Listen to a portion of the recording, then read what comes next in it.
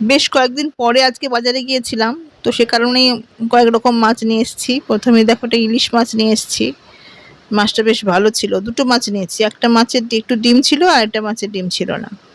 তো মাছগুলোকে আলাদা করে রাখি আগে, তারপরে সেগুলো ধুয়ে কোনটা কি রান্না করব দেখছি। তারপরে নিয়ে এসেছি কাতলা, এদিকে নিয়ে এলাম ভেটকি। ভেটকিটা বেশ বড় ছিল, আমি 1.5 কিলো মতো নিয়েছি ওটার থেকে। ওটা দিয়ে কচুরি করবো, ভেটকি মাছটা দিয়ে মাছের কচুরি।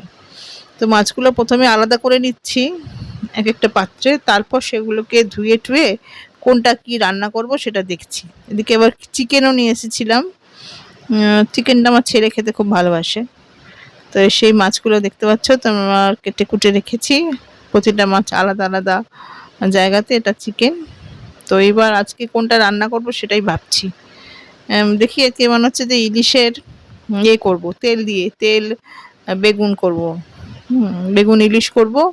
আর ওদিকে যে এটা নিয়ে এসেছি তোমার ভেটকিটা নিয়ে এসেছি, ভেটকির 2-3টে পিস দিয়ে একটু মাছের কচুরি করব আজকে, এটাই ইচ্ছা আছে।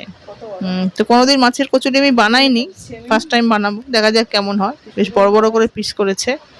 এই দেখো ইলিশটা নুন হলুদ মাখিয়ে রাখলাম, বেগুন ইলিশ করব বলে। আর এদিকে তোমার ভেটকি মাছটা 3 পিস নিয়েছি, এটাকে শুধু নুন মাখিয়ে রেখে দিলাম, পরে রান্না করব।